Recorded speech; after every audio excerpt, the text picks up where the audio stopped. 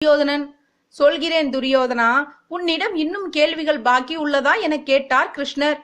அது நிறையவே இருக்கிறது. உன் அண்ணன் பலராமனுக்கு இருக்கும் புத்தி உனக்கேன் இல்லை? பங்காளிகளுக்குள் சண்டை, இருவரும் நமக்கு சமமானவர்கள். ஆகையால் ஒரு பக்கம் நிற்பது தவறென்று ஒதுங்கிச் சென்ற உன் அண்ணன் நீதிமானா, இல்லை நீ நீதிமானா? இதுபோல கேட்க நிறைய கேள்விகள் இருக்கத்தான் செய்கின்றன மாயாவியே. அருமை அருமை. ஒருவேளை இந்த கேள்விகளை எல்லாம் கேட்காமல் நீ இறக்க நேரிட்டால் என்னை நீ ஆவி வடிவில் வந்து கூட ஆட்கொள்ள முயலலாம். அதற்கு உயிரை கையில் பிடித்தபடி நீ கேட்பதை வரவேற்கிறேன் என்றார் கிருஷ்ணர். பெரிய நியாயங்களும் தர்மங்களும் இருப்பது போன்ற உன்னுடைய கேள்விகள் உண்மையில் ஒதிய மரத்தண்டு போல உறுதி இல்லாதவையே. எனக்கென்ன ஒரு ஆச்சரியம் என்றால், அநீதியின் வடிவம் நீ.